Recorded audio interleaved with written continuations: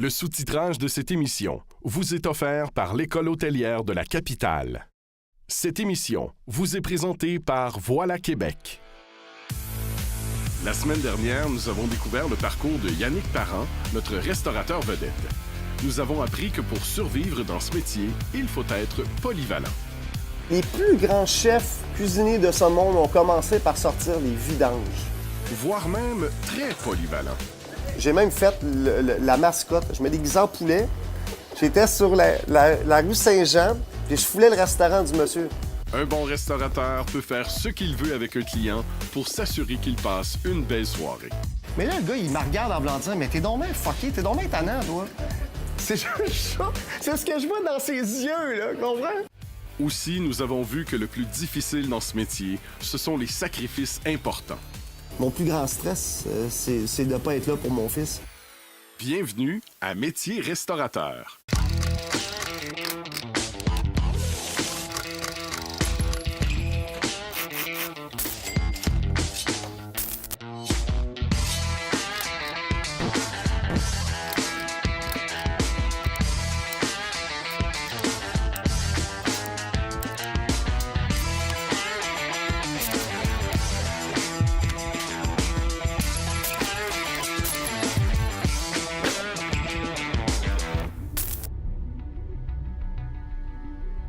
Pour la série Métier restaurateur, ça me prenait un chef dégourdi, intelligent. Un chef qui était capable de m'expliquer la réalité au quotidien du milieu. J'ai choisi pour vous Luc Sainte-Croix.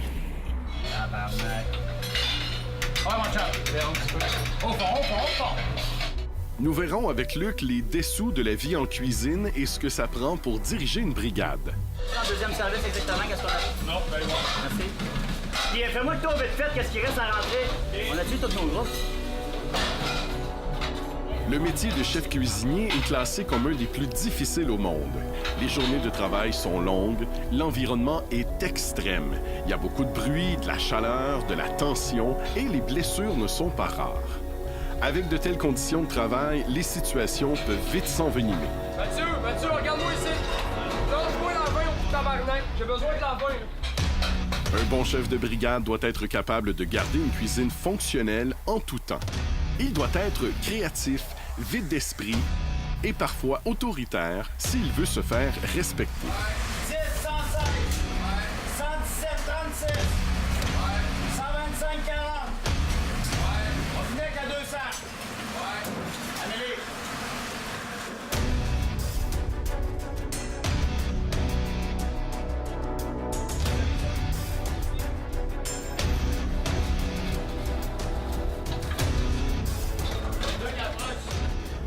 Je suis né en Gaspésie. J'ai resté là jusqu'à l'âge de 16 ans dans mon petit patelin à Mordockville, pas loin de Gaspé. On est déménagé ici à Québec, toute la famille.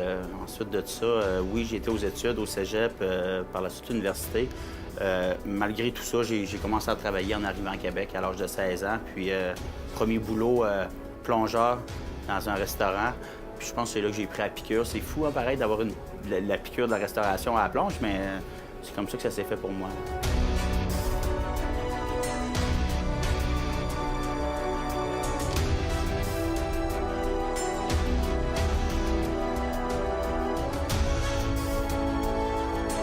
Parfois, l'appel des fourneaux peut être très fort.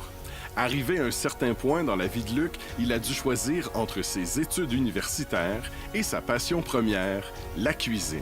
J'avais mon 20 heures d'université, mes 40 heures d'études, mes 40 heures à job en restauration. Puis là, maintenant, mais tu vois que tu y arrives plus, ça n'a quasiment pas de bon sens. Puis ça s'est comme fait naturellement. J'ai dit, bon, mais je vais prendre un petit break de l'université, je vais aller faire mon cours en cuisine. Puis hop. Avant d'être choisi par Yannick pour être chef du Savigny et du Bello, Luc travaillait au défunt Voodoo Grill sur la Grande Allée également. C'est à cet endroit qu'il a appris à gravir les échelons, un à un. Pour arriver en haut de la pyramide, je pense qu'il faut avoir commencé à la base. Puis, ben, c'est ce que j'ai fait. C'est ce que Yann, mon associé, a fait également. Il a astiqué des verres à 16 ans. Puis, ben, maintenant, on est rendu où on est, là, finalement. Quand je suis parti du Savigny ouvrir le Bello, avant que je rachète, je suis parti dans l'idée d'ouvrir un restaurant qui allait exploser à Québec. Ça me prenait un chef, puis J'ai besoin de m'entourer de personnes à qui je me sens bien, de personnes à qui que j'aime travailler, puis c'est pas toujours facile à trouver. Ça prend des gens qualifiés, mais en plus que tu te sens bien avec. Tu comprends? Je suis un gars de cœur, vraiment. Je suis un gars qui est comme ça, moi. Je l'ai rencontré dans un corps déjeuner, casquette, tatou, tout. J'étais un peu authentique. Puis j'ai dit que je vais ouvrir un restaurant, ça va exploser à Québec. Je suis pas sûr qu'il était convaincu. Je suis pas sûr. Je pense plus qu'il a pensé que j'étais un peu illuminé. Là. Puis, tu sais, je parlais tellement avec confiance parce que moi, j'en suis sûr, puis j'en étais certain que ça marcherait. J'étais certain que ça serait un succès, ce restaurant-là. Mais il a cru. Puis aujourd'hui, on est encore ensemble, ça a explosé. Le restaurant est toujours plein. Je me suis jamais dit qu'Yannick était tant particulier. Je me suis surtout dit, enfin, quelqu'un d'aussi particulier que moi. Tu sais, dans ma tête, là, il dit, ça a l'air d'aller aussi vite dans la sienne que dans la mienne. Bon, ça pourrait être un bon match. C'était seulement qu'un feeling. Il n'y avait pas le meilleur CV, il n'y avait pas la plus grande connaissance, il n'y avait pas, parmi les autres que j'avais rencontrés, j'avais rencontré parmi 10 chefs, des chefs exceptionnels à Québec. Lui, j'avais un feeling. Je le savais que c'était lui le king. Yannick, il est très particulier, mais qu'est-ce qui m'a attiré, c'est probablement ça, cette différence-là. Quand il en parle, Yannick, là, de la restauration, là, les yeux, là, il capote. Là. Il est fait pour ça. Là. Il tripe. Mais tant qu'à te lancer dans une aventure avec quelqu'un, je ne veux pas me lancer avec quelqu'un de blasé, ça n'aurait jamais marché. C'est la première été, il est là, il assied les verres, puis il sourit. Moi, j'avais le goût de sauter un corps, j'ai dit qu'il avait le syndrome du bienheureux. Je l'aimais déjà. Je parlais avec lui, puis je sentais quelque chose. Puis j'ai appelé mon associé financier, qui est Denis Dussault. J'ai appelé Denis. Puis Denis, c'est un gars qui a marché au feeling toute sa vie. C'est pourquoi aujourd'hui, je suis avec lui associé dans les restaurants. C'est parce qu'il a cru en moi, parce qu'il a eu un bon feeling, parce que ça prenait beaucoup d'argent, puis lui, il connaissait pas le milieu de la restauration. Puis lui, il a dit « OK, je te fais confiance, let's go, prends ce que tu as besoin. » Puis quand j'ai parlé de Luc, j'ai parlé de mon feeling, il m'a dit tout de suite « Signe-le. » Je me souviens comme c'était hier, j'étais dans l'auto, Denis était en Floride. Puis il m'a dit, signe-les, signe un contrat. Je dis, là, Denis, attends un peu, je le connais pas, là. Il dit, t'as un bon feeling? J'ai dit oui. Il dit, signe-le. J'ai rappelé Luc, il dit, c'est tout mon chef, on signe, let's go, on est prêt à signer un contrat. Ça a commencé comme ça.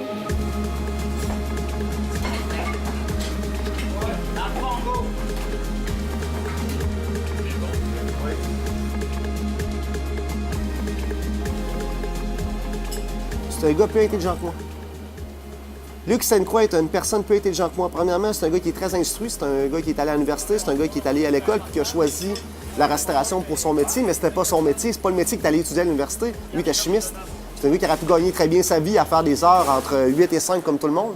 Mais lui a choisi le métier entre 8 et minuit. Je sais pas s'il le regrette, mais je veux pas trop y en parler au cas où. Quand j'ai rencontré Yannick, pourquoi ça a cliqué, moi puis lui, d'abord et avant tout? Oui, une question de personnalité, mais quand on a parlé de la cuisine, il a dit « Luc, c'est un restaurant que j'ouvre. Le plus important, c'est que la bouffe soit sa coche. La bouffe, c'est la priorité. Les gens viennent encore au restaurant pour manger. Donc, Luc, la bouffe, quand tu te le mets dans la gueule, il faut que ça fasse « wow ». La crème fouettée, là, qu'est-ce que ça fait là? Ah, ça, il se ramasse pas, c'est le style bordel, tabarnak. On dirait qu'il travaille dans un garage.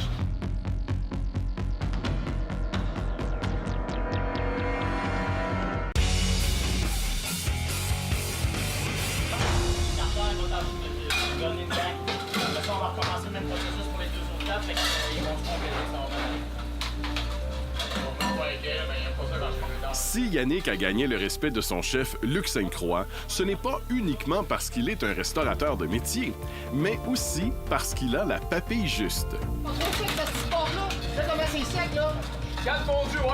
C'est pas un cuisinier, mais il a un palais extraordinaire. Ah, c'est assez incroyable. J'ai essayé d'y en passer quelques-unes. Oh oui, c'est sûr. T'sais, si je voulais l'évaluer comme lui, il m'a évalué. La première soirée qu'on a ouvert ici a été assez hardcore avec moi, mais il voulait savoir si j'étais capable d'en prendre. Mais moi, il y a une couple de fois que je me suis essayé, les recettes de base au début, tel truc, il disait « Hey, ça, c'est exceptionnel, faut pas toucher à ça. » Ouais, je faisais incroyable. Ça, Luc, je sais pas c'est quoi, mais c'est pas comme la dernière fois. Ah ouais, OK. Non, il est vrai. Ça, c'est particulier aussi chez Yannick. Il a vraiment un palais incroyable.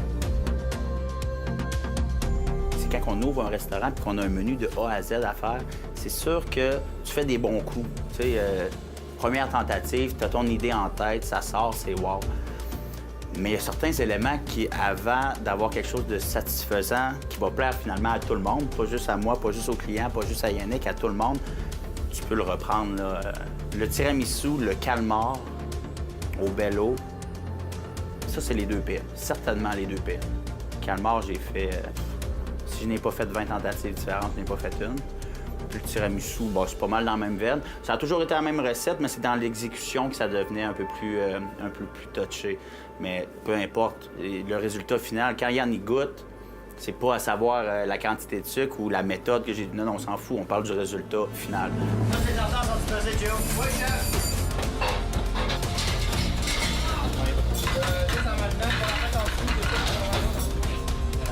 Si le Bello et le Savini sont deux restos italiens avec le même chef, ils sont quand même deux entités bien distinctes avec leur clientèle et le rythme de service bien à eux.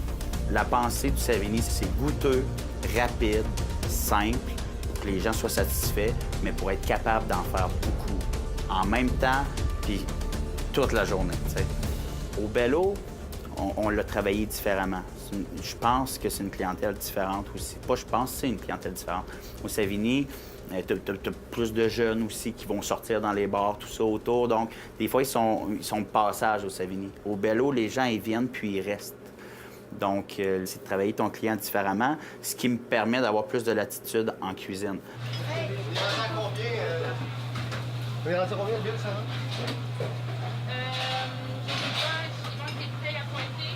La crème fouettée, là, qu'est-ce que ça fait là? Ah, ça, il se ramasse pas, c'est le style bordel, tabarnak. On dirait qu'il travaille dans un garage.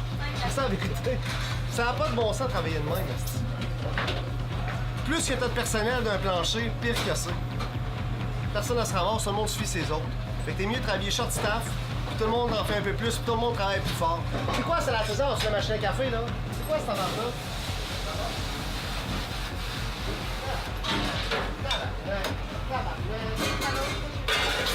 Gang de style cochon, c'est ça. À soir, je suis en tabarnak. Personne ne se ramasse, c'est comme dans le garage.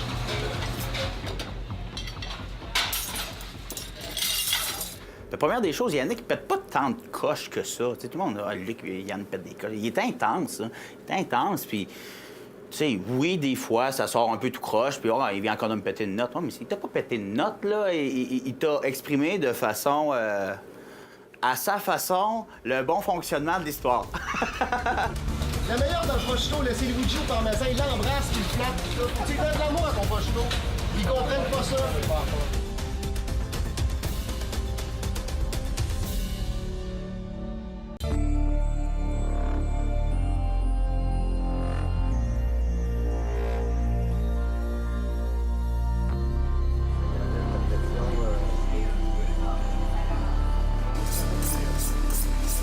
La restauration est souvent synonyme d'horaires de fou.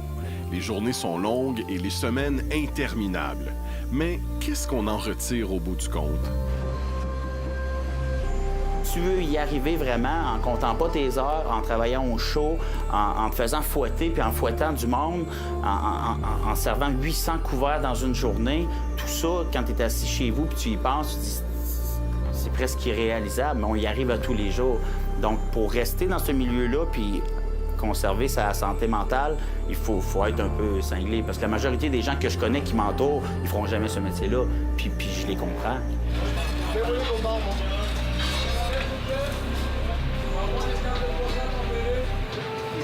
Tabarnak, les gars, vous êtes pas sérieux. Le prosciutto, faut que tu lui donnes beaucoup d'amour, comprends-tu? La meilleure dans le prosciutto, c'est le Luigi au parmesan. Il l'embrasse, il le flatte, pis tout. Faut que tu lui donnes de l'amour à ton prosciutto. Ils comprennent pas ça. Ils coupent ça comme si du chandon, faire des sandwichs. Ça marche pas de même. Faut faire attention, c'est pas vrai qu'il pète tant de coches que ça. Oui, des fois, il brosse son monde. Est-ce que c'est nécessaire? Parfois, oui, vraiment, vraiment. T'sais, on est dans le jus aussi, il faut comprendre ça, là. On est stressé. Pas tout le temps le temps de faire « OK, toi, mon ami, viens ici, là, je vais te prendre par l'épaule, puis je vais aller t'expliquer la vie. » Non, go, go, go. Puis si tu le comprends pas de cette façon-là, tu le comprendras jamais. Donc, des fois, c'est nécessaire. Bien, des fois aussi, il faut peser ses mots, tu sais. Mais Yannick a sa personnalité, puis c'est un gars hyper intense, puis moi, j'ai aucun problème avec ça.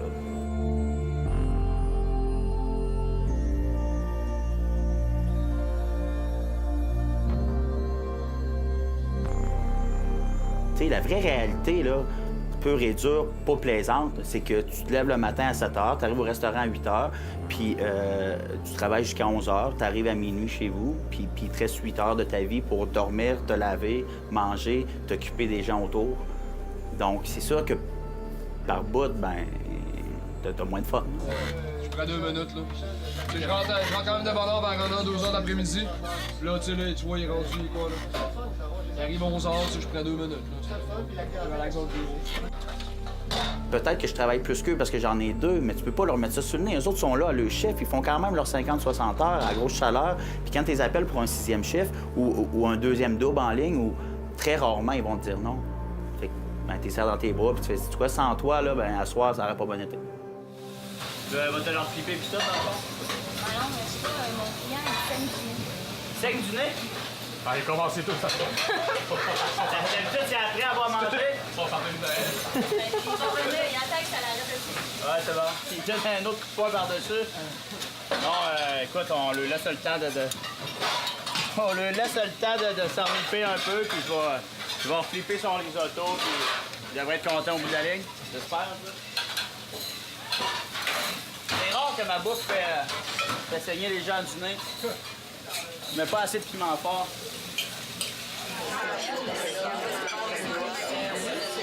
Les gens en restauration, surtout les gens en salle, sont tout le temps vus comme « Ah, crème, ça va bien, ça va bien, tu nous accueilles avec le sourire, t'es de bonne humeur, ton restaurant est plein, tu fais de l'argent. » Mais la réalité, c'est que tu travailles très, très fort pour peu de résultats. En tout cas, pour peu de profit, ça, c'est sûr et certain. Mais tu le fais pas pour l'argent. Si tu le fais pour l'argent, t'es pas là longtemps. Ça, c'est sûr et certain. Pourquoi? Parce que la marge de profit est tellement elle est tellement petite que si tu le fais pour l'argent, mais si tu veux faire beaucoup d'argent, mais t'en fais pas beaucoup d'argent. Tu vis bien, puis un moment donné, ton restaurant il est payé après 10 ans, puis là, tu commences à avoir certaines dividendes, mais encore là, ça fait 10 ans que tu travailles comme un chien pour y arriver. Donc, toutes tes semaines que tu as travaillé 80 heures, là, ben c'est ça, ta récompense est là, puis je pense pas que ce soit un extra, c'est juste bien mérité, puis là, t'en profites. Non, il y a son Kleenex encore dans le dehors.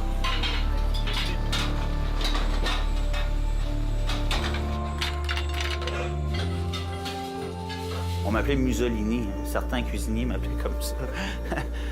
Mais plus quand j'étais pas en haut de la pyramide. Quand j'étais sous-chef, je pense que j'étais plus dur. Maintenant, c'est plutôt ça. Moi, je parle à mes sous-chefs, puis je leur dis, là, va régler tel truc par bout. Parce que je peux pas non plus prendre chaque petite épine à chaque personne. Puis, tu sais, en étant responsable de 2-3 cuisines, tu sais, t'as plein de trucs qui rentrent en ligne de compte. Tu peux pas tout le temps t'occuper des petits pépins. Donc, mais je suis dur à ma façon. Tu sais, j'ai une rigueur incroyable. Je veux que tout goûte tout le temps pareil. Puis on va s'en rendre compte si c'est pas parfait. Ça, je vais être dur là-dessus. Je vais être très rigoureux sur les commandes, sur garder le contrôle des coûts, tout ça. Puis c'est surtout en grosse période, surtout l'été, là. Maintenant, les gars sont fatigués, tout ça, puis tu vois que ça commence à tourner en rond. Bien, là, c'est le temps de sortir le fouet. Mais pas outre mesure, là. C'est une personne qui veut réussir, puis avec qui je souhaite rester toute ma vie, puis réussir avec lui pendant toute ma vie en restauration.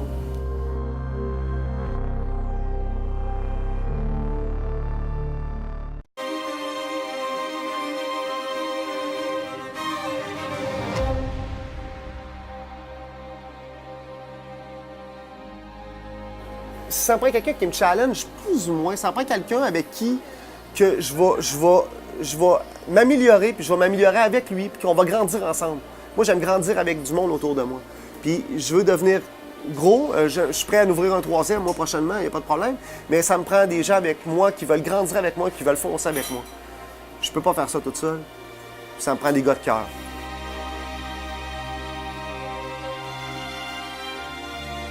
Luc Sainte-Croix, mon chef aujourd'hui, qui est une personne que j'admire et que j'aime énormément, qui fait partie de ma réussite, une personne que j'ai appris à aimer, puis à tous les jours, j'aime de plus en plus. Malgré nos chicanes, malgré notre manière de faire, des fois que je suis pas toujours d'accord, mais on finit toujours par bien s'entendre et bien se comprendre. Puis j'ai un respect énorme envers lui, parce que si j'avais pas eu Luc Sainte-Croix, le Bello n'aurait pas explosé autant.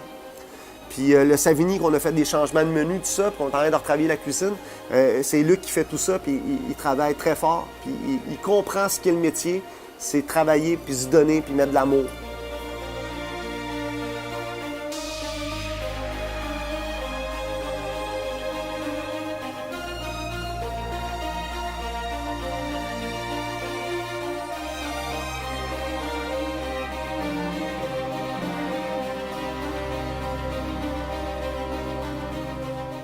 Pour être un bon chef, là, c'est peut-être une phrase classique, là, mais faut pas être le meilleur dans rien. D'abord et avant tout, faut être bon dans un peu tout. Je pense que c'est ça. S'entourer de meilleurs que soi dans plein de... C'est intelligent. C'est pas vrai que le cuisinier qui est super hot, puis qui c'est le meilleur des meilleurs cuisiniers pour cuisiner à la minute un petit plat, va nécessairement être un bon chef.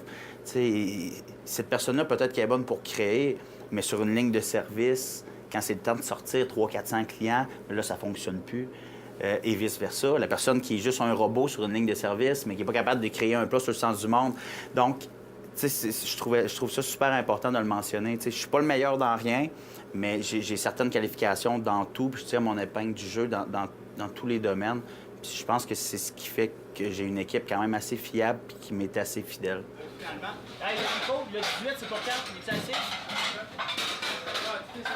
Les gars, le bon du 18, il est pas ça.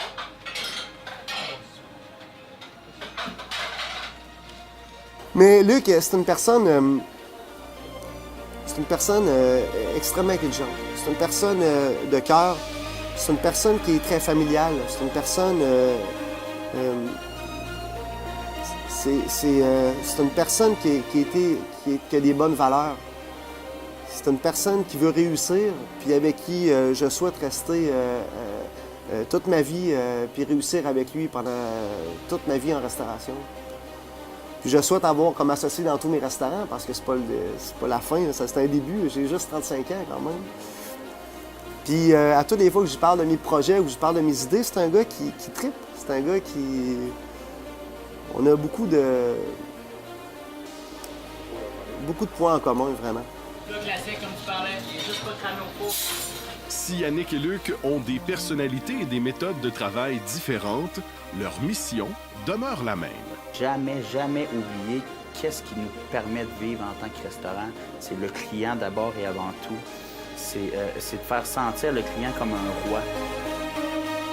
La semaine prochaine, une autre réalité du milieu de la restauration, sexe, drogue et rock'n'roll. À un moment donné, arrête. Là. Tu sais que tes cocktails un petit peu, que ça arrête. Dis-leur, non, t'as un job, toi, là. Tu vas perdre ta job parce que quelqu'un va faire un verre de trop. C'est pas logique, là.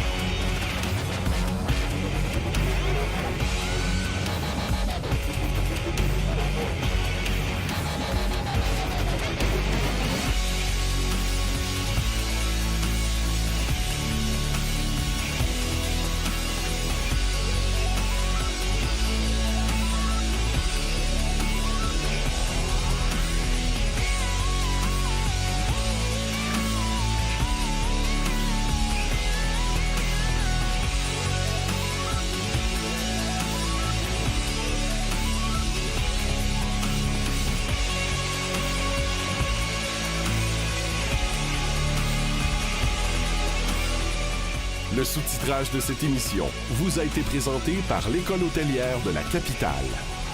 Cette émission vous a été présentée par Voilà Québec.